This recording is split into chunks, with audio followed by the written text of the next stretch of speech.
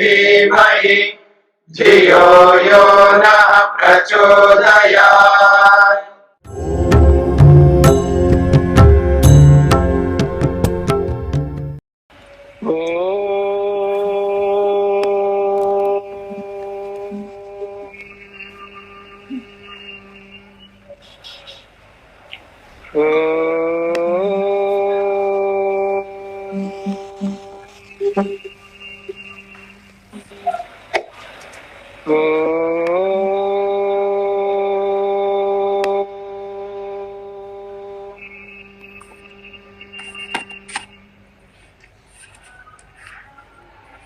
हाँ जी, छांदोग्य उपनिषद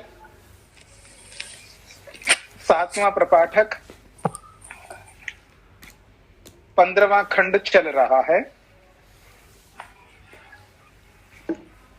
15वें खंड के दूसरे श्लोक में कल हमने विचार किया था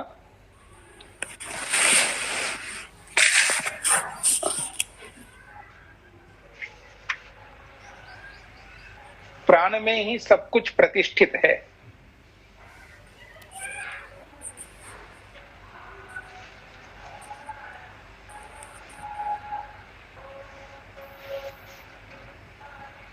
यदि कोई अपने पिता को, माता को, बहन को, भाई को, आचार्य को, पति को, पत्नी को, पड़ोसी को या जिस किसी को भी सामने रखते हुए जो व्यवहार करता है, यदि वो व्यवहार हिंसा पूर्वक है, और हिंसा जो है वो 81 प्रकार की होती है। ऊंचा बोलना, धिक्कारना या रूडली जैसे भी बात करना, तो वो एक प्रकार से अनुचित माना जाएगा। और ऐसा जो कोई भी व्यक्ति करता है तो उसको धिक्कारा जाता है सबकी ओर से। तो उसके लिए बोला गया है, तो आप अपने पिता के लिए क्या वचन बोल रहे हो? ये तो पितृहा, ये तो पितृघातक है ये व्यक्ति। मातृहा, मातृघातक है। भ्रातृहा, स्वस्त्रीहा, आचार्यहा, ब्राह्मणहा, ये सबके साथ आप जोड़ सकते हैं। इसका अर्थ है आप सब इनका घात कर रहे हो, यानी घातक का मतलब है उनको दुख दे रहे हो। चाहे हम वाणी से दुख दे रहे हैं या शरीर से दुख देते हैं या मन से दुख देते हैं, ये उचित नहीं है। ये कल तक प्रसंग था। आज तीसरा श्लोक है, अथ यदि अपि एनान उत्क्रांत प्राणान शूलेन समासं व्यतिशम दहेत न एव एनं ब्रूयुः पितृहा असि इति, न मातृहा असि इति, न भ्रातृहा असि इति, न स्वस्त्रीहा असि इति, न आचार्यः असि इति, न ब्राह्मणः असि इति। इसका अर्थ है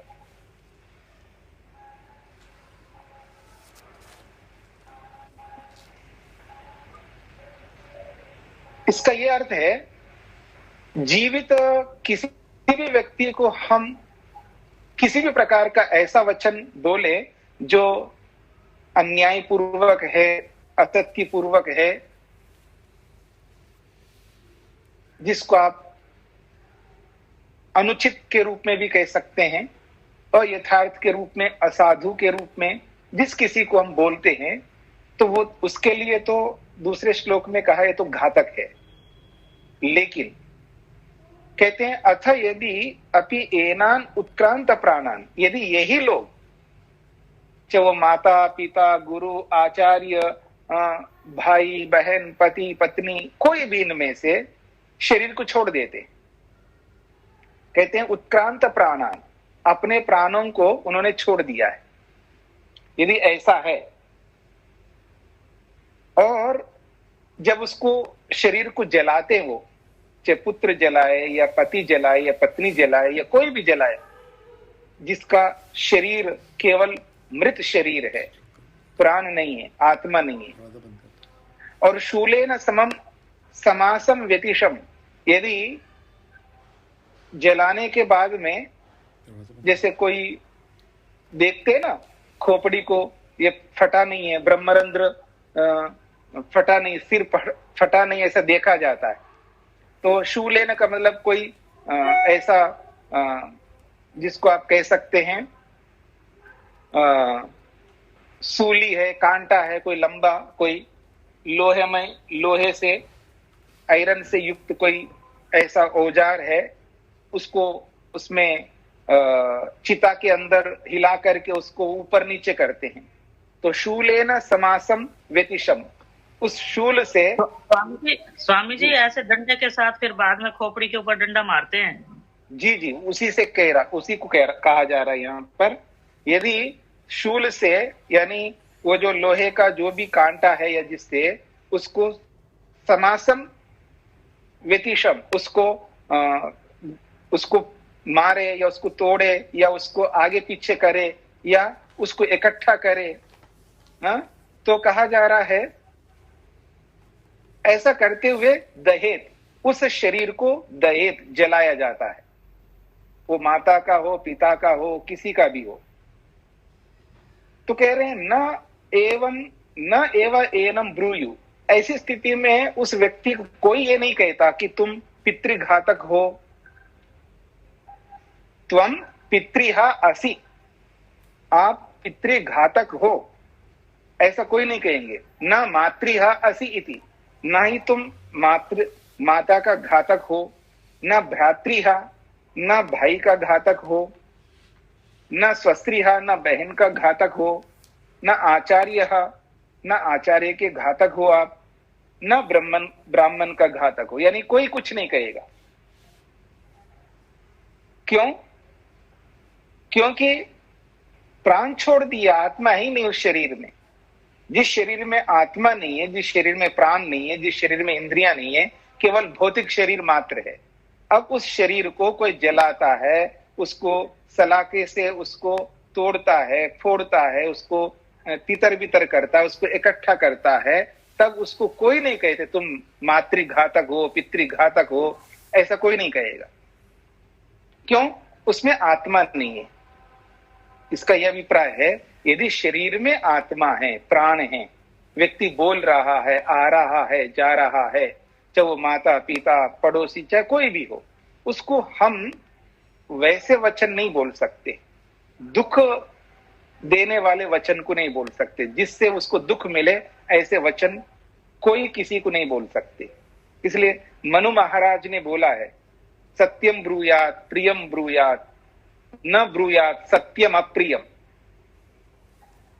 वो कहते हैं सत्य तो बोलो, पर वो सत्य कड़वा ना हो, इसलिए बोला सत्यम ब्रूयात प्रियम ब्रूयात। उसके साथ साथ ये भी बोला है कि सत्य तो बोलो लेकिन प्रिय बोलो, न ब्रूयात अप्रियम। प्रियम ब्रूयात कहने से चल सकता है, लेकिन फिर भी बोला जाए न ब्रूयात अप्रियम, फिर विशेष जोर देकर के बोला जा रहा है कि अप्रिय बिल्कुल नहीं बोलना।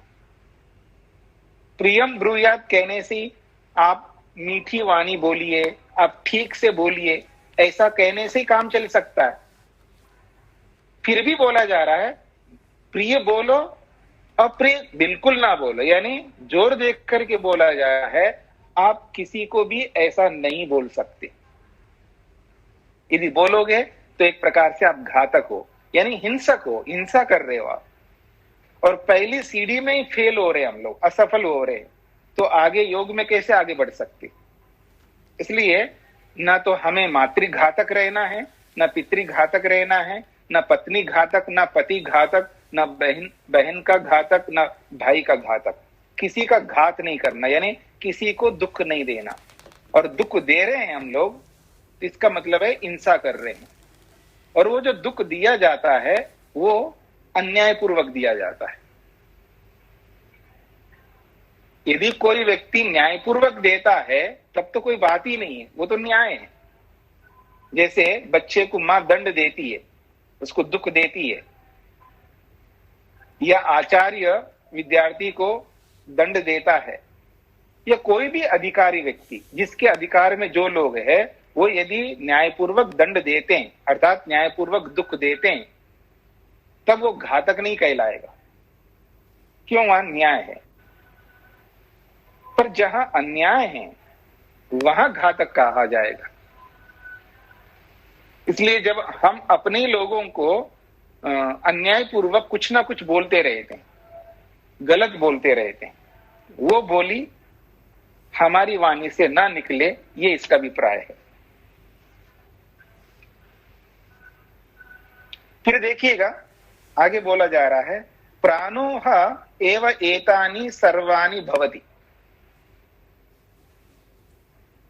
कहते हैं एतानि सर्वाणि, ये जितने भी लोग हैं, हमारे निकट के या हमारे समीप के या हमारे आसपास के या हमारे बिरादरी के या हमारे प्रांत के या जो कोई भी है, एतानि सर्वाणि, ये जितने भी हैं, कहते हैं प्राणः भवति, ये सब प्राण में ही विराजमान है, यानी प्राण के सहारे से जी रहे हैं। प्राण के होने पर ही, प्राण के सहारे से ही एतानि सर्वाणि भवति, ये सब के सब होते हैं। सव एष एवं पश्यन् एवं मन्वानः एवं विजानन् न अतिवादी भवति। बहुत अच्छी बात कही है। सव एष, वह ये जो व्यक्ति है जो सबके साथ उचित व्यवहार करता है, न्यायपूर्ण व्यवहार करता है, सत्य से युक्त वाणी जिसकी होती है, तो कहते हैं सव एष, वह यह व्यक्ति एवं पश्यन्, अब उस रूप से यदि किसी को देखता है, सत्य से युक्त होकर के, न्याय से युक्त होकर के यदि किसी को पश्यन् देखता है, एवं मनवाना, और किसी के बारे में वो मनन करता है, एवं विजानन, और उसके बारे में वो विशेष रूप से जानकारी प्राप्त करता है, विवेक करता है, न अतिवादी भवति, वो अतिवादी नहीं होगा। फिर अतिवादी समझते हैं, अतिवादी शब्द दो अर्थों में प्रयुक्त होता है। एक अर्थ गलत अर्थ में प्रयुक्त होता है। अतिवादी का मतलब है ये बहुत बकवास करता है व्यक्ति, मोटी भाषा में आप बोलेंगे ये बहुत बकवास करता है व्यक्ति, बड़बड़ करता रहता है, बेकार की बातें करता है, ये बिना मतलब के बोलता है, बोलता ही रहता है, ये है अतिवादी। लेकिन कोई व्यक्ति यथार्थ रूप में, सत्य रूप में, न्याय से युक्त होकर के,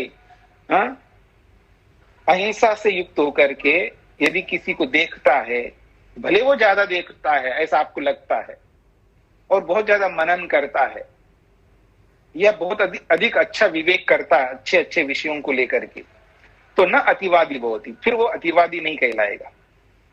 फिर कहा जा रहा है तम चेत ब्रूयु अतिवादी असीति। अगर कोई व्यक्ति उसको ये बोले, तम चेत ब्रूयु, तम उस व्यक्ति को यदि, चेत का मतलब यदि, ब्रूयु कहे, क्या कहे? अतिवादी असी, तुम तो अतिवादी हो, तुम तो बहुत बोलते हो, तुम बहुत देख रहे हो, तुम बहुत विचार कर रहे हो, तुम पता नहीं किस किस का विवेक कर रहे हो, तो आप अतिवादी बन रहे हो, ऐसा कोई कहे तो कहते हैं अतिवादी अस्मि इति ब्रूयात, हाँ मैं अतिवादी हूं, ऐसा उनको बोल सकते। फिर हम, जब हमें कोई कहेगा तुम अतिवादी बन रहे हो, हाँ जी बिल्कुल मैं अतिवादी हूं। न अपहन्नविता, तो कहते हैं अपने आप को मैं छुपा नहीं रहा हूं, न अपहन्नविता, मैं अपने आप को नहीं छुपा रहा हूं, मैं जैसा हूं वैसा प्रस्तुत कर रहा हूं। जैसे हम लोग लोक में कहते हैं ये बहुत पागल बन रहा है आदमी, उसी के पीछे लगा हुआ है, पागल होकर के जी रहा है व्यक्ति, क्या पता नहीं विवेक कह रहा है, वैराग्य कह रहा है, तो बिल्कुल पागल हो गया, ऐसे लोक में बोला जाता है।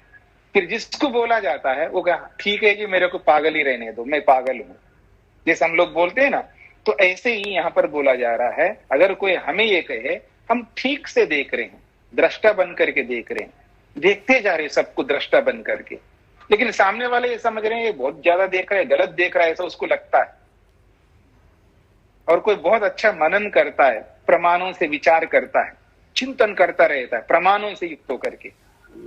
यह विजानन बहुत अच्छा, वो विज्ञान से युक्त होकर के विवेक कर रहा होता है, और जहां जैसा जैसा उसको प्रतीति होती है यथार्थ रूप में उसको वैसे वैसे अपना करके वो चल रहा होता है, तो उसको लोग कहेंगे ये अतिवादी बन रहा है। तब उनको बोले प्रत्युत्तर में, हाँ जी मैं अतिवादी हूं, न अपहन्नवीता, मैं अपने आप को छुपा नहीं रहा हूं, जैसा हूं मैं वैसा ही व्यवहार कर रहा हूं, जैसे अंदर से हूं वैसा ही मैं बाहर से बोल रहा हूं। ऐसा उसको हमें उत्तर देना चाहिए, ये बात कही जा रही।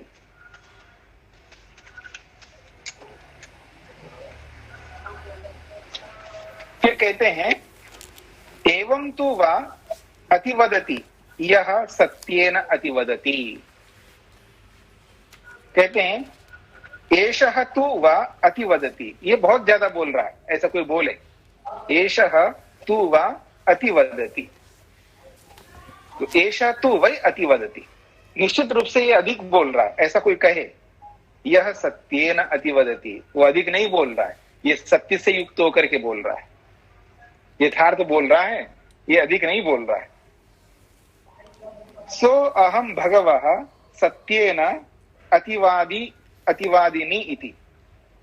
सो अहम भगवा, यदि ऐसा है तो अब नारद जी कह रहे हैं सनत कुमार से, सह अहम वह मैं, भगवः ये गुरुदेव, ये सनत कुमार जी महाराज ये गुरुदेव, सत्येन अतिवदानी इति, क्या मैं सत्य से युक्त होकर के बोलूं, अब मैं सत्य से युक्त होकर के बोलता जाऊं, ऐसा वो गुरु जी से नारद जी बोल रहे हैं।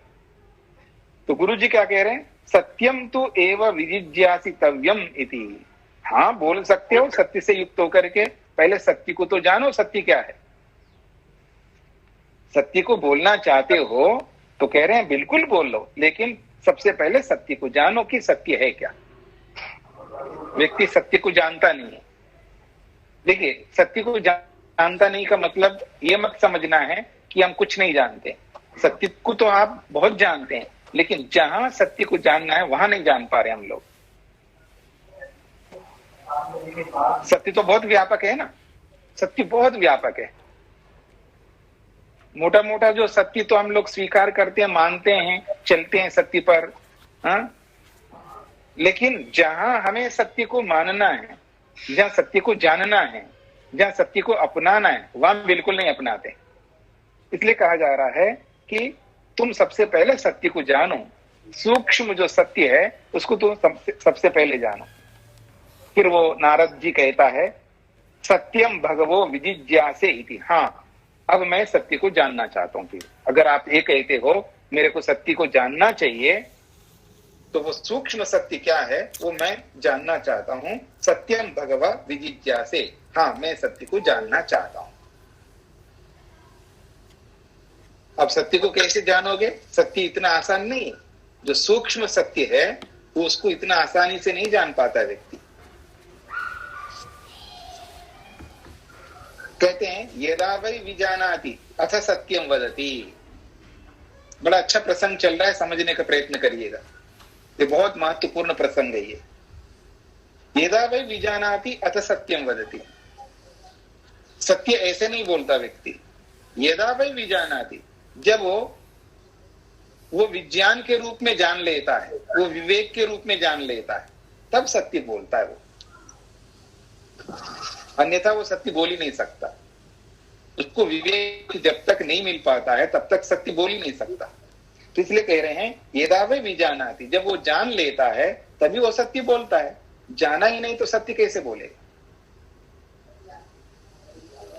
अब इसका एक झलक मैं आपके सामने देता हूं, आपको समझ में आएगा। आप में से जितने भी लोग हैं जो जिनका गृहस्थ आश्रम के सर्व कर्तव्य पूरे हो गए, सभी कर्तव्य पूरे हो गए, ठीक है, तो क्या आप अपने कर्तव्यों को पूरे किए हैं ऐसा आप जानते हैं? यदि जानते हैं तो आप सत्य ही बोलेंगे। नहीं जान रहे हैं इसलिए सत्य नहीं बोल पा रहे।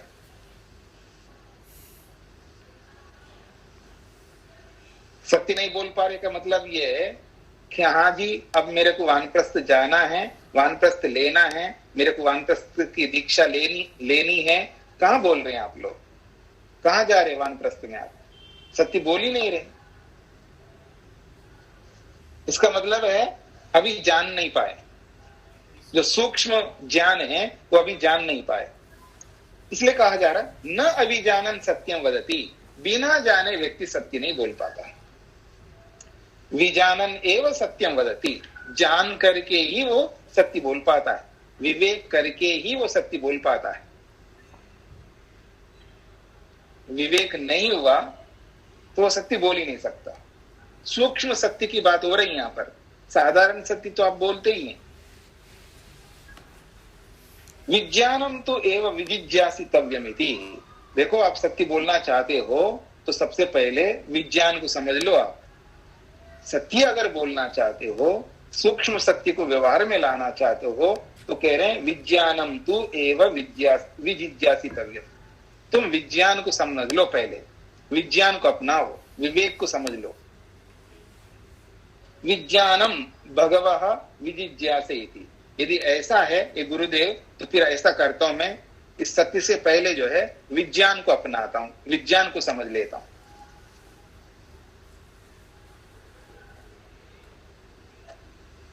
अब आगे बढ़ा जा रहा है तो कहते हैं यदा वै मनुते अथ विजानाति। अब वो विवेक होगा कैसे? विवेक हो ही नहीं रहा है, व्यक्ति को विवेक हो नहीं रहा है।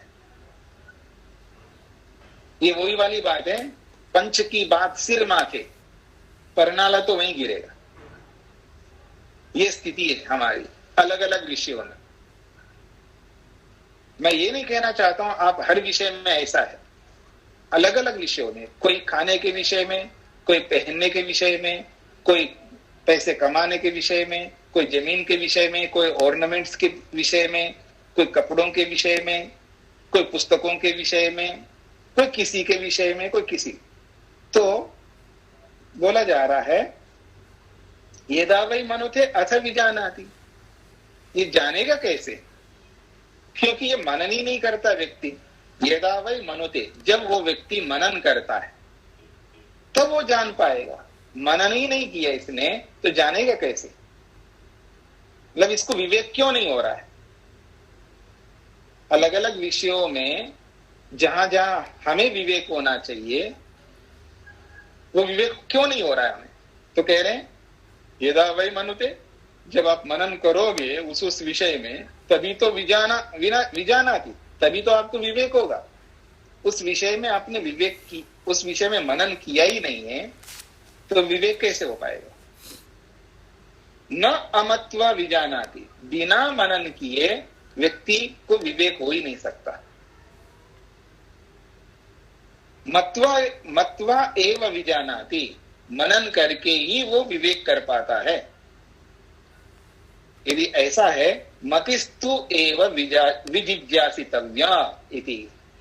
इसलिए सनत कुमार जी कहते हैं हे नारद, तुम सबसे पहले मनन करना सीख, क्योंकि मनन नहीं किया आपने। इतने शास्त्र, इतनी पोथियां पढ़ लिए तुमने, लेकिन मनन नहीं किया। मतिस्तु एवं विजिज्ञासितव्य इति, तुमको सबसे पहले मनन करना होगा। मतिम भगवः विजिज्ञासे इति, यदि ऐसा है गुरुदेव तो एक काम करता हूं, पहले मैं मनन को समझना चाहता हूं। मतिम भगवः विजिज्ञासे, मैं मति को यानी मनन को जानना चाहता हूं, मनन को समझना चाहता हूं। अब आगे बढ़ रहे हैं यदा वै श्रद्धाति अथ मनुते। मनन कैसे करोगे आप? मनन करना कोई खेल थोड़ा है। मनन करने के लिए तो प्रमाण चाहिए, प्रमाणों के सहारे से मनन किया जाता है। ऐसे मन मर्जी कुछ भी सोच लिया और आगे बढ़ रहे हो, फिर बदलते रहे तो बात बात पर बदलते हो, प्रतिदिन बदलते हो, जब चाहे तब बदलते हो, वो मनन नहीं है, वो तो मन मर्जी विचार है। तो कह रहे यदा वै श्रद्धाति, जब श्रद्धा रखता है अथ मनुते, तभी वो मनन कर पाएगा। बिना श्रद्धा के मनन हो ही नहीं सकता। न अश्रद्धद न अश्रद्धधन मनुते, वो कहते हैं न अश्रद्धदत, बिना श्रद्धा किए वो मनन नहीं कर पाएगा। श्रद्धद एव मनुते, श्रद्धा रखता हुआ ही मनन कर पाएगा। श्रद्धा तु एव विजिज्ञासितव्या इति, तो कहते हैं मैं मनन नहीं कर पाया इसलिए जान नहीं पाया, मैं जान नहीं पाया इसलिए सत्य बोल नहीं पाया, सत्य बोल नहीं पाया अब तक इसलिए मैं शोकग्रस्त हूं। बात को समझने का प्रयास करना है हमें। प्रसंग कहां से शुरू हो रहा है देखिएगा। तुम्हें सत्य को अपनाना चाहिए, ये नारद तुमने सत्य को अपनाया नहीं है इसलिए शोकग्रस्त हो। आदमी दुखी क्यों रहता है जी? दुखी इसलिए रहता है, वो शोकग्रस्त इसलिए रहता है क्योंकि वो सत्य आचरण नहीं कर रहा है। उसको पता है सत्य क्या है, लेकिन उस सत्य आचरण नहीं कर रहा है, इसलिए दुखी रहता है। मतलब सत्य आचरण प्रारंभ करते दुख समाप्त होने लगता है। जो जो सत्य है उसको वैसा वैसा करने लगता है, तो दुख कहां पर है? और सत्य क्यों नहीं बोल नहीं पा रहा है? क्योंकि उसने जाना ही नहीं, तो सत्य कैसे बोलेगा? जाना क्यों नहीं पाया? जान क्यों नहीं पाया?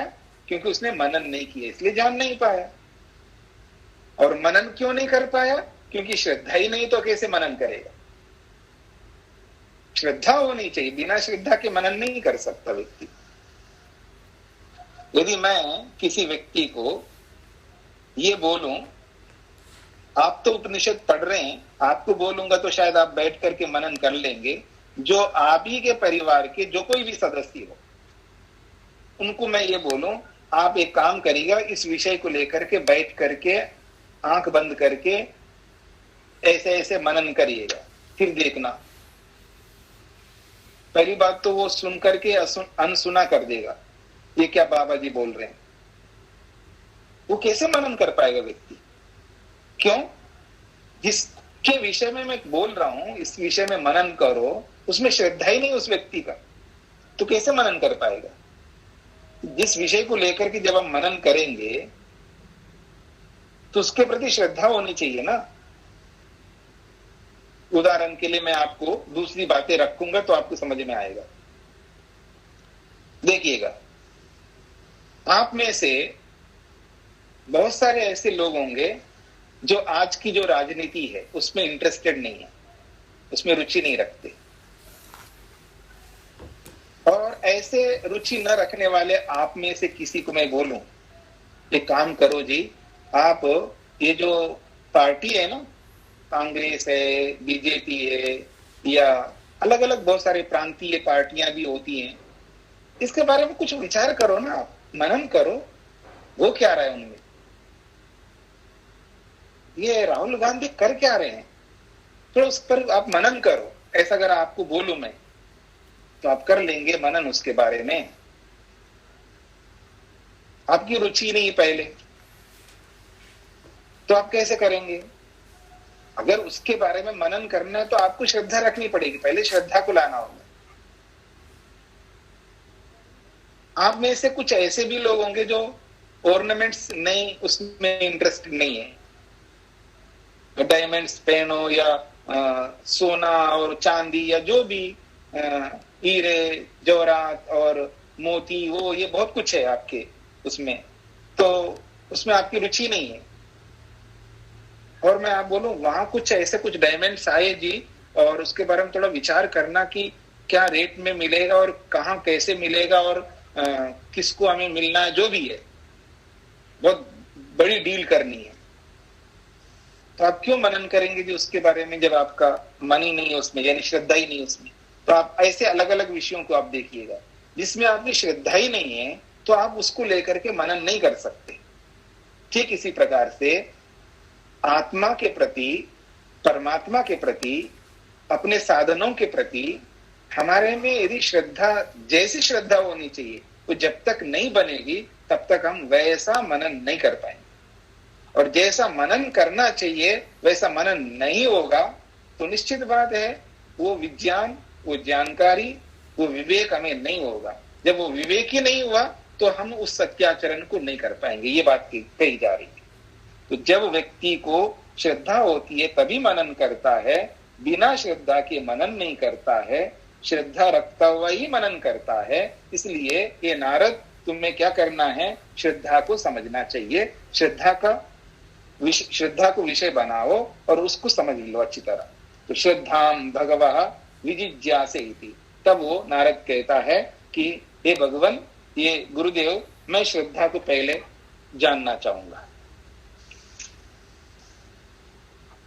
यदा वै निस्तिष्ठति अथ श्रद्धदाति, बड़ी अच्छी बात कही जा रही। यदा वै निस्तिष्ठति, जब उसमें तत्परता लाता है, उसमें उमंग, उसके प्रति एक आकर्षण उत्पन्न करता है, उसके प्रति जब उत्साह लाता है तभी तो वो श्रद्धा रख पाएगा। उसके प्रति उसके मन में कोई उत्साह ही नहीं है, उसके प्रति कोई उमंग ही नहीं है, उसके प्रति कोई आकर्षण ही नहीं है। तो निष्ठा का मतलब यहाँ वो अर्थ लेना है, उसके प्रति तत्परता, उसके प्रति तन्मयता, उसके प्रति लगाव, उसके प्रति आकर्षण, ये कह सकते हैं। उसके प्रति उत्साह जब तक उस व्यक्ति के अंदर ना हो तब तक उसके प्रति वो श्रद्धा नहीं पैदा कर पाएगा। इसलिए कहा जा रहा है यदा वै निस्तिष्ठति, जब उसके प्रति वो उत्साह रखता है, अतः श्रद्धदाति, तब उसके प्रति उसको श्रद्धा होगी। न अनितिष्ठन श्रद्धदाति, न अनितिष्ठन, बिना श्रद्धा के, बिना निष्ठा के श्रद्धा नहीं हो पाएगी। निस्तिष्ठन एव स श्रद्धदाति, निष्ठा रखता हुआ ही उसमें श्रद्धा रख पाएगा। यदि ऐसा है तो निष्ठा तु एव विजिज्ञासितव्या इति। वो कहते हैं, ये गुरु सनत कुमार जी कहते हैं, ए नारद, तुम्हारे में वो जो उत्साह होना चाहिए, जो उमंग होना चाहिए, जो आकर्षण होना चाहिए, जो ललक होना चाहिए आपके अंदर, वो नहीं है। तो सबसे पहले आप निष्ठा को समझने का प्रयत्न करो। तो निष्ठाम भगवः विजिज्ञासे, तो यदि ऐसा है तो मैं निष्ठा को समझना चाहता हूं। अब देखिएगा क्या कहा जा रहा है।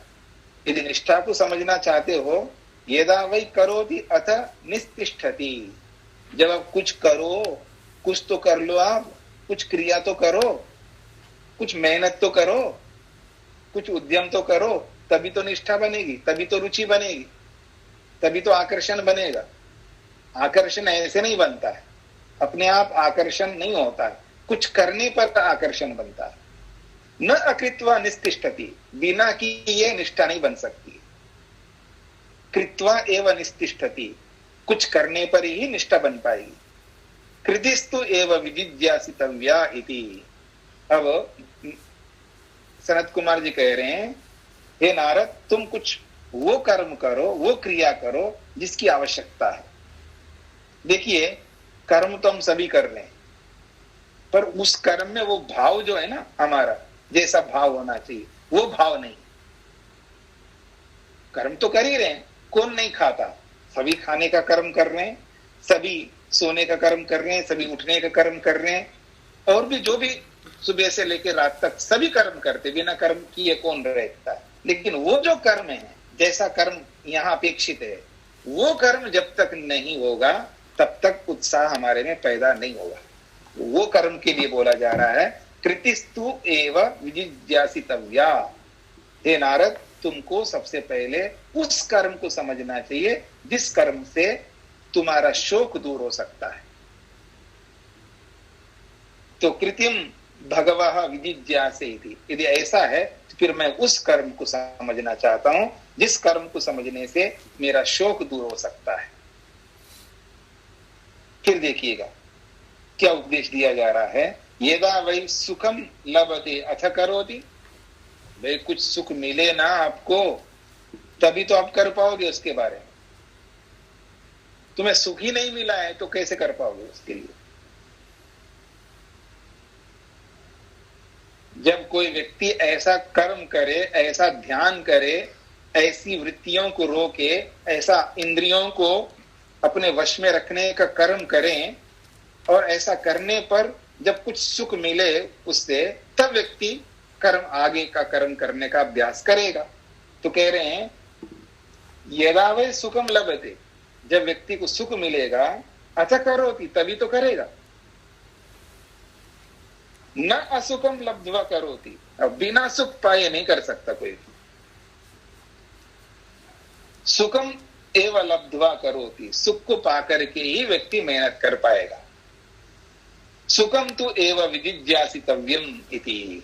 तब सनत कुमार जी कहते हैं यदि ऐसा है तो फिर हे नारद, तुम सुख को समझो, तुमने अभी तक सुख को समझा ही नहीं। हाँ जी, आप सब लोगों ने समझ लिया लगता है सुख को। क्यों जी? आप सभी ने सुख को समझ लिया होगा। नारद ने इतना पढ़ लिख करके भी सुख को नहीं समझ पाया, तो हम कैसे समझ पाएंगे सुख? हम तो दुख को सुख समझते हैं। हम लोग जो है दुख को सुख समझते हैं और सुख को दुख समझते हैं। ये बहुत बड़ी विडंबना है हमारे जीवन में। जिसको दुख कहते हैं उसको तो सुख समझते हैं, और जिसको सुख कहते हैं उसको दुख समझते हैं। ये विडंबना है हमारे जीवन में। इसलिए वो कहा जा रहा है कि तुम सुख को समझ लो, तूने अभी तक सुख को समझा ही नहीं। सुखम तो एव विजिज्ञासितव्यम इति। हे नारद, तुमको सबसे पहले सुख को समझना होगा, सुख क्या है। तब वो नारद कहता है सुखम भगवः विजिज्ञासे इति। यदि ऐसा है तो पर हे गुरुदेव, पहले मैं सुख को समझना चाहता हूं, सुख क्या है। अब आया एक्चुअल जो स्थिति है, अब आ गए यहां पर। तो कहते हैं अब सनत कुमार जी उनको बताते हैं सुख क्या है। यो वै भूमा तत्सुखम न अल्पे सुखम अस्ति। बहुत प्रसिद्ध वाक्य ये।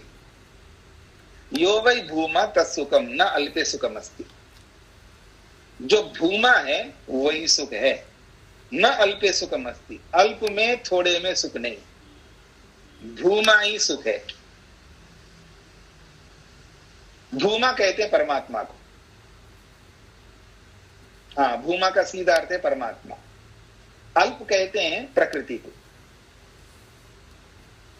अल्प का अर्थ होता है प्रकृति और भूमा का अर्थ होता है ईश्वर। तो कहते हैं यो वै भूमा तत्सुखम न अल्पे सुखम अस्ति। जो भूमा है वही सुख है, न अल्पे सुखम अस्ति। प्रकृति में सुख नहीं है। सुख नहीं है का मतलब है जैसा सुख हम चाहते हैं ना, वो सुख नहीं है।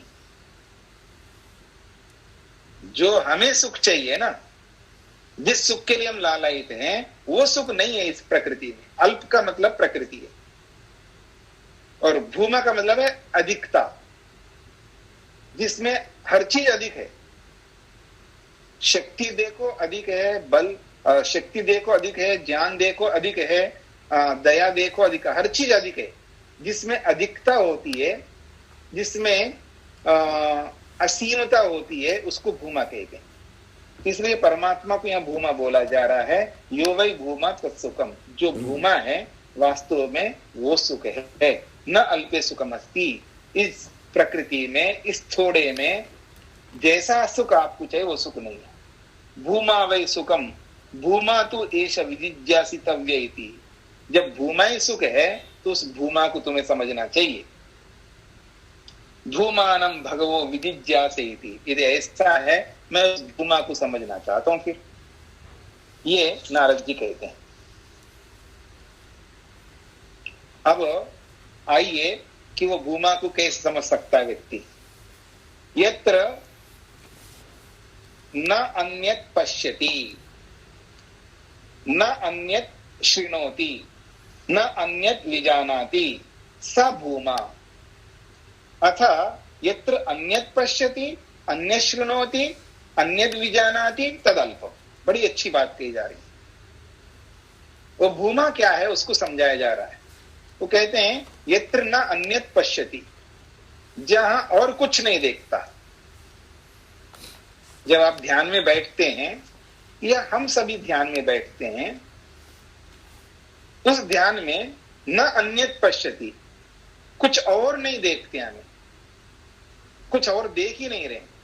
लेकिन क्या करे, कम भक्ति ये मन जो है ना और कोई देखता है। मतलब माता पिता गुरु आचार्य पड़ोसी संबंधी सास बहू, ये जो भी हमारे निकट के जो कोई भी है आसपास के, सब उन्हीं को देखते हैं हम लोग। अथवा मकान को, पैसे को, उसको इसको, पता नहीं किस किस को। बोला जा रहा है यत्र न अन्यत पश्यति, जहां जिस ध्यान में बैठ करके, जिस स्थिति में बैठ करके कुछ और नहीं देखते हम लोग, कुछ नहीं देखना है। न अन्य श्रृणोति, कुछ और सुनना नहीं है। जब बैठता व्यक्ति और घंटी बजी तो घंटी को सुनता है, कोई थोड़ा सा आहट करता है तो आहट को सुनता है, मतलब कुछ भी कोई ना कोई शब्द सुनता है बाहर का, वो एक शब्द वृत्ति सुन उसके सामने है। न अन्यद विजानाति, कुछ और नहीं जानता है। ध्यान में बैठता है व्यक्ति, पता नहीं क्या क्या देखता है, क्या क्या सुनता है और क्या क्या जानता है। अगर वो कुछ ना देखता, ना कुछ सुनता, ना कुछ जानता, सा भूमा, वो भूमा है। जब हमने परमात्मा को विषय बनाया, परमात्मा को ही देखना है, और हम परमात्मा को ना देख करके पता नहीं किस किस को देख रहे हैं हम लोग। परमात्मा को ही सुनना है, परमात्मा को ना सुन करके पता नहीं किस किस को सुन रहे हम लोग। परमात्मा को ही जानना है, उसको छोड़ करके पता नहीं किस किस को जान रहे हम लोग। इसलिए कह रहे हैं अथा यत्र अन्यत पश्यति, जिस उद्देश्य के लिए हम बैठे थे उस उद्देश्य को तो छोड़ करके कुछ और ही देखते हैं। अन्य श्रृणोति, कुछ और ही सुनते हैं। अन्यत विजानाति, कुछ और ही जान रहे होते। तद अल्पम, वो तो अल्प है, वो तो प्रकृति है।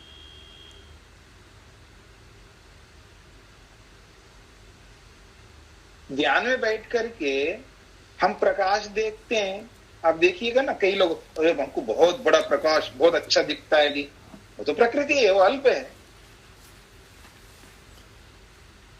और जी हम पहाड़ों में, वृक्षों में, वनस्पतियों में, हम बड़े नक्षत्रों में, हम उस मंडल में, हम नक्षत्र मंडल में, हम गैलेक्सी में बस उड़ते जा रहे हैं जी, वो सब क्या है? वो अल्प है, वो संसारी तो है, और क्या है? तो कह रहे हैं यदि कुछ और देखते हैं हम लोग, कुछ और सुनते हैं, कुछ और जानते हैं, वो तो अल्प है, वो तो प्रकृति है। फिर कह रहे हैं यो वै भूमा तद अमृतम, और जिसको हम भूमा कहते हैं वो क्या है? अमृतम, उसको अमृत कहते हैं। अतः यद अल्पम तद मर्त्यम, और जो अल्प है वो मर्त्य है, वो सदा रहने वाला नहीं है, हटता जाता है, बदलता जाता है। कह रहे हैं यो वै भूमा तद अमृतम, जो भूमा है वो अमृत है, वो एक जैसा रहता है, एक रस रहता है, अखंड एक रस रहता है। अतः यद अल्पम, और जो अल्प है तद मर्त्यम, वो मर्त्य, वो बदलता रहता है। स भगवः कस्मिन् प्रतिष्ठते, और जो आप भूमा कहते हो, जिसको अमृत कहते हो, नारद जी पूछ रहे हैं सनत कुमार जी से, स भगवः, वो जो अमृत है, वो जो भूमा है, वो कस्मिन् प्रतिष्ठते, वो किसमें प्रतिष्ठित है? कहाँ रहता वो? कहाँ रहता का मतलब समझ रहे ना, किसमें रहता है। मैं आपसे पूछूं आप कहाँ रहते हो, तो दिल्ली में रहता हूं, या पंजाब में रहता हूं, या कुछ तो बताओगे ना, कहीं तो कोई स्थान तो बताओगे। तो जो बताओगे वही तो आपका आधार होगा। किस में रहते हैं आप? घर में रहते हैं, जलंधर में रहते हैं, दिल्ली में रहते हैं, कहाँ रहते हैं? तो कोई आधार बताओगे ना आपने। तो यही कहा जा रहा है कि जिसको आप भूमा कह रहे हो, वो भूमा रहता कहाँ पर है, किसमें प्रतिष्ठित है, उसका बेस, उसका आधार कौन है? तो गुरुजी कह रहे हैं स्वे महिमनी, वो अपने आप में रहता है। भले आदमी वो किस में रहेगा, वो अपने आप में रहता है, वो अपने आप में रहता है, उसको किसी में रहने की जरूरत नहीं है। स्वे महिमनी, अपनी महिमा में रहता है, यानी अपने आप में रहता है। उसको कोई बेस, उसको कोई आधार, उसको कोई स्थान, उसके लिए कोई अवकाश कुछ नहीं चाहिए। इसलिए कहा है स्वे महिमनी, अपनी महिमा में रहता है। अथवा आप दूसरे ढंग से भी कह सकते, यदि वह न महिमनी, कोई उसकी महिमा मत बोलो, बस रहता है, बस है, बस ये है। महिमा वहिमा भी शब्द छोड़ दो आप, बस वो रहता है। किस में रहता है बात लानी नहीं, बस वो है, बस उसी को देखो जो है। वो किसी आधार में नहीं रहता, अपने आप में रहता है, ऐसा बोलो। अथवा बस वो है, सर्वत्र है। अब सर्वत्र है, अब किस में रहता है ये बात ही नहीं आएगी ना। भाई सर्वत्र है, सर्वत्र है, ऐसा कोई स्थान, कोई स्पेस, खाली जगह ही नहीं है जहां परमात्मा ना हो। फिर ऐसा परमात्मा कहाँ रहता है, किस में रहता है, ये प्रश्न ही नहीं उठेगा ना। बस वो है, या तो ऐसे बोलो, अथवा ये बोलो कि स्वे महिमनी, अपने अपनी महिमा में रहता, अपने आप में रहता है, सब बोलो। दोनों में से एक बात बोलो, ये कहना चाहते हैं यहां पर। और कौन किस में रहता है, इस बात को लेकर के आगे बताया जा रहा है। गो अश्वम इह महिमा इति आचक्षते। गो का मतलब गाय, अश्वम का मतलब घोड़ा, ये सब बड़े हैं। यह गो अश्वम यह महिमा, यहां दुनिया में जो बोला जाता है कि गाय की महिमा है, घोड़े की महिमा है, इति आचक्षते, ये बोला जाता है। या अस्ति, हाथी की महिमा है। हिरण्यम, सोने की महिमा है। दास भार्यम, दास है या भारिया है। इन सबके आश्रित हम लोग रहते हैं ना, कोई सोने के, कोई हाथी के, कोई घोड़े के, कोई गाय के, इन सबके आश्रित रहते हैं हम लोग। ये क्षेत्रानी, ये खेत के आश्रित रहते हैं। किसान जो है खेतों के आश्रित रहता है। तो क्षेत्रानी, आयतनानी, ये सब आयतन है, ये सब आधार है। आयतनानी, ये सब आधार हैं। कौन? पति का आधार भार्या है, भार्या का आधार पति है, या पति पत्नी का आधार दास है, उसकी सेवा करने वाले हैं। उसके बिना रह नहीं सकते हम लोग। जो हमारे सेवा करने में लगे रहते हैं ना, इनके बिना हम रह नहीं सकते।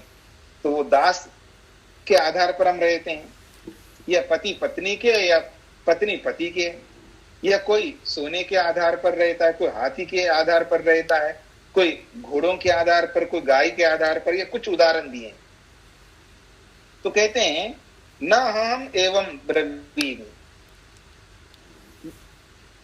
सनत कुमार जी कहते हैं न अहम एवं ब्रवीमि, मैं ऐसा नहीं कहना चाह रहा हूं जैसे ये आधार होते हम सबके, ऐसा कोई आधार नहीं बताने वाला हूं मैं। ब्रवीमि इति ह उवाच अन्यो ही अन्यस्मिन् प्रतिष्ठते इति। ये सब जो है एक दूसरे के ऊपर प्रतिष्ठित है। जैसे भार्या जो है पति के आश्रित है, और पति जो है भार्या के आश्रित है।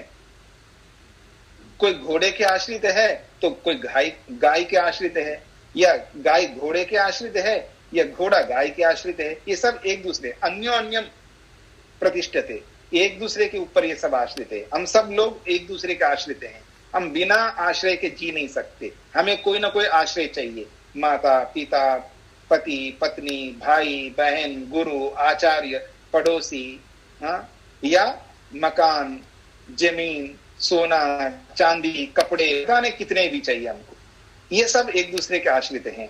पर वो जो परमात्मा जिसकी बात हो रही है, जो भूमा की बात हो रही है, वो उसके लिए कोई आधार नहीं चाहिए। या तो ये बोलो वो अपने आप में प्रतिष्ठित है, या ये बोलो बस सर्वत्र है तो है, इतना बोलो, ये कहना चाहते हैं।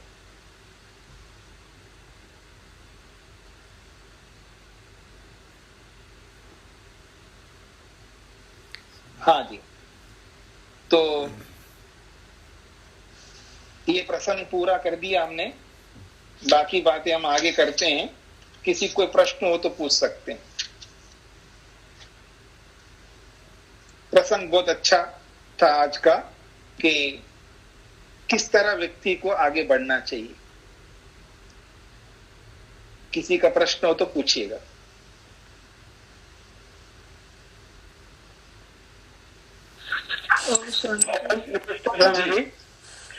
स्वामी जी, कल के क्लास में स्मृति का वर्णन आया था जी कि आकाश से भी बड़ी स्मृति है। तो जी। एक तो ये बात समझ में नहीं आ रही है कि जी। आकाश में सब स्थान तो सब सूर्य चंद्र तारा सब रहते हैं, तो स्मृति किस प्रकार से बड़ी होती है, एक बात ये है। जी और दूसरी बात, अगले पिछले प्रसंगों में ये संकल्प और ये चित्त, ये मन के अनुलक्ष्य में मन से बड़ा संकल्प, संकल्प से बड़ा चित्त, तो चित्त और स्मृति ये दोनों में क्या भेद है और इसका स्थान क्या है? मन का मनन और ये चित्तता, ये दो तो समझ में आते हैं, ये स्मृति समझ में नहीं आती, वो कहाँ रहती है अथवा उसका जी। कार्य क्या है?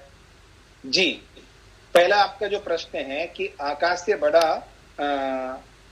स्मृति को बोला है, ये कहना चाह रहे हैं ना? हाँ जी जी जी जी बिल्कुल, आकाश से बड़ा स्मृति ही है, या आकाश से बड़ी स्मृति है, ऐसा भी कह सकते हैं हम। तो आकाश से बड़ी स्मृति इसलिए है, अब आपके पास कितना पैसा है? लाख रुपए है, उसमें से खाते कितना, खर्च कितना करते हैं? 1000 रुपए। पकड़ में आया? ठीक इसी प्रकार आपको याद, आपके दिमाग में, आपके मन में कितनी जानकारी है, उसका यूज कितना करते हैं? सही, बहुत कम करते हैं। बहुत थोड़ा। हाँ, तो अब बैंक में कितना पैसा है कोई मैटर नहीं करता, कोई महत्व नहीं रखता। कितने मकान है आपके पास में, कोई मैटर नहीं करता। कितनी बुद्धि है आपके पास में, कोई मैटर नहीं करता। क्या है आपके पास, कोई मतलब का नहीं है। जो है उसका प्रयोग कितना करते हैं, ये मैटर करता है।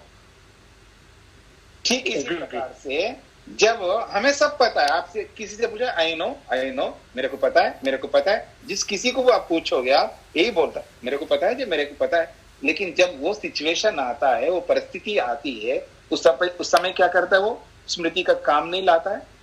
टेंशन लेना चाहिए तो हर कोई बोलेगा नहीं लेना चाहिए। जब टेंशन का काम आता है तो हर कोई टेंशन लेता है, तो आपकी स्मृति कहां गई जी? ऐसा हर जगह आप लागू करिएगा। इसलिए हम अपनी स्मृति का कितना कम प्रयोग करते हैं। इसलिए आकाश से बड़ा स्मृति है, क्योंकि उसको जब अधिक से अधिक प्रयोग करेंगे तो स्मृति बहुत अधिक हमारे लिए काम देगी और अपने प्रयोजन को पूरा करवा देगी। इसलिए आकाश से बड़ा स्मृति को बोला है। जी आपकी बात से जी आपके बात से पूरा संतोष हो गया और आज ही समझ में आया। मैं कई समय से विचार रहा था, पहले भी ये प्रसंग आया था कि आकाश से बड़ी स्मृति किस प्रकार से होती है, वो समझ में नहीं आती थी, आज समझ में आ गया। धन्यवाद जी। और दूसरा जो आपका प्रश्न था कि क्या प्रश्न था आपका? ये जो मन का मनन है, चित्त और ये स्मृति, ये दोनों में अंतर क्या है? स्मृति कहाँ रहती है या इसका स्थान क्या है? हाँ, स्मृति मन में ही रहती है। स्मृति मन में रहती है, एक बात। और चित्त शब्द से यहाँ पर जो चेतना है ना, जो चेतना का भाग है, अनुभूति का भाग, वो लिया जा रहा है। वो अनुभूति का भाग भी मन में ही रहता है।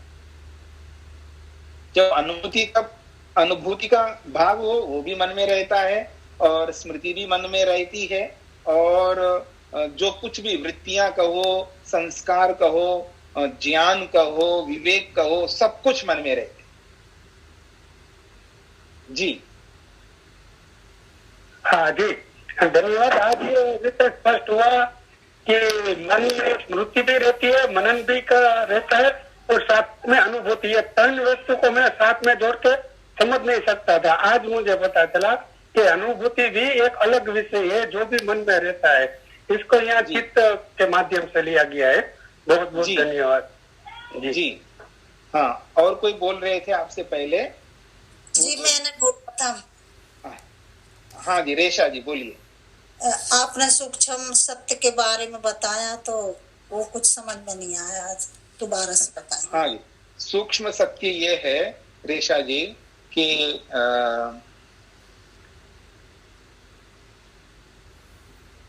आपका बेटा है मान करके चलते, उदाहरण दे रहा हूं तभी आपको समझ में आएगा, आप इसको अन्यथा नहीं लेना। आपके बेटे ने कहा कि मेरे को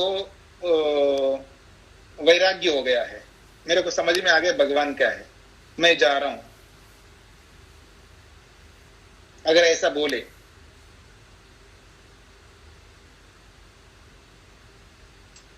तो बाकी लोगों को समझ में नहीं आता है,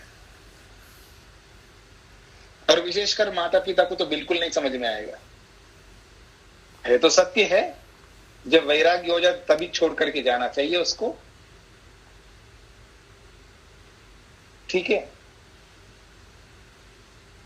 और मान लीजिएगा आपके बिरादरी में आपके बिल्कुल निकट के निकट जिसकी बहुत एज हो गई है या एज नहीं भी हुई हो और किसी कारण से शरीर छूट गए, सब रो रहे हैं, आपका बेटा बिल्कुल नहीं रोता, वो सामान्य रूप से जैसे रोज की तरह जैसा व्यवहार करता है वैसा व्यवहार कर रहा है सबसे। ये कैसा आदमी है आदमी, सब लोग उसको बोलेंगे, सब लोग उसको बोलेंगे, और वो बिल्कुल सामान्य ले रहा है, ठीक है। इन हो गए तो आउट भी होना ही है, आउट हो गए बस, एक तरफ इन है तो एक तरफ आउट है, इधर आया तो उधर जाएगा व्यक्ति, उसको क्लियर है, स्पष्ट है, सूक्ष्म सत्य है, उसको समझ में आ गया। वो ना रोता है ना धोता है ना परेशान होता है, वो सामान्य रूप से व्यवहार करता है, खाता पीता जैसा उसको जो जो कार्य करना है वो सब करता है, जिम्मेदारियां जो भी होगी वो सब करता है, लेकिन उसको कोई दुख नहीं हो रहा है, कोई समस्या नहीं हो रही है, बिल्कुल नॉर्मल होकर के जी रहा है। और आप सब देखने वाले कहेंगे इसको कैसा आदमी है, निष्ठुर आदमी है, इसको ये नहीं है वो नहीं है, उसको पता नहीं क्या क्या कहेंगे। ये सूक्ष्म सत्य बता रहा हूं मैं, ऐसे बहुत सारे हैं सूक्ष्म सत्य, होश उड़ जाएंगे हमारे, ऐसे ऐसे सूक्ष्म सत्य हमारे जीवन में। जी रेशा जी। जी धन्यवाद। वैसे ये कुछ मेरी समझ में नहीं आया, बेटा भी सुन रहा था, वो उसकी समझ में नहीं आया, फिर किसी दिन बताइएगा। जी अभी नहीं समझ में आया ये बातें? नहीं अभी थोड़ा इतना नहीं जी। फिर अच्छा इतना नहीं है, ठीक है, फिर समझाएंगे, जरूर समझाएंगे। जी जी हाँ जी, और किसी कुछ पूछना है? जी स्वामी जी। हाँ जी स्वामी जी, भूमा शब्द का अर्थ और स्पष्ट कर दीजिए। भूमा का मतलब होता है बड़ा। अच्छा। और अनंत, असीम। जी जी, और अल्प, अल्प का मतलब है प्रकृति जिसमें सीमा होती है, जो बदलने वाला होता है, और जो न बदलने वाला एक रस रहने वाला वो परमात्मा है और बहुत बड़ा है। उसमें कभी हमें, जो मैंने सुख के बारे में एक बार समझाया आप लोगों को, कैसा सुख हमें चाहिए, हाँ, वो वैसा सुख उसके अंदर रहता है, इसलिए उसका नाम भूमा है। या मैं एक दूसरा शब्द बोलूं आपको, आपको सुख चाहिए, मैं एक सुख दे रहा हूं आपको, बोलूंगा ये सुख जो है 5 मिनट का है जी, लेकिन एक दूसरा सुख दूंगा ये 20 मिनट का है। कौन सा सुख चाहिए आपको, 5 मिनट वाला या 20 मिनट वाला? 20 मिनट वाला। वो भूमा है। और 5 मिनट वाला जो सुख है वो अल्प है। एक घंटे वाला सुख है और एक 24 घंटे वाला सुख है। एक दिन का सुख है और एक महीने का सुख है। व्याकरण का अर्थ क्या होगा इसका, भूमा शब्द का? भूमा शब्द का अर्थ है विग्रह कैसे करेंगे इसका? विग्रह कुछ नहीं करेंगे, भूमा शब्द है। स्वामी जी भू से बना होता, भू पृथ्वी, भू सरस मास है, वो आप कैसे भी बना लो, हमें कोई आपत्ति नहीं है। वो ऐसा होता है,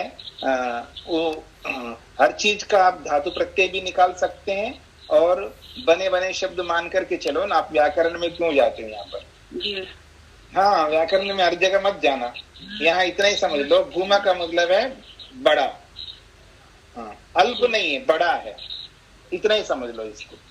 बाकी व्याकरण की दृष्टि से ठीक है, भू शब्द है और मन प्रत्यय कर दो, वो बन जाएगा भूमा, उसमें क्या है? मन प्रत्यय होगा स्वामी जी इसमें। मन प्रत्यय या मन भी कह सकते हैं, उसमें कोई दिक्कत नहीं है। या कोई ऐसा कोई प्रत्यय आप कर सकते हैं जिसमें माँ बन जाएगा। जी स्वामी।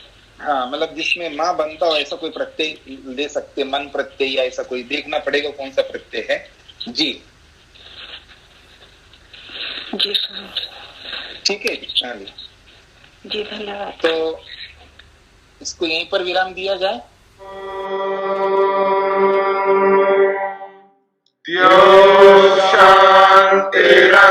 शान्तिरन्तरिक्षं शान्ति पृथिवी शान्तिरापः शान्तिरोषधयः शान्तिः वनस्पतयः शान्तिर्विश्वे देवाः शान्तिर्ब्रह्म शान्ति सर्वं शान्ति शान्तिरेव शान्ति शामा शान्तिरेधि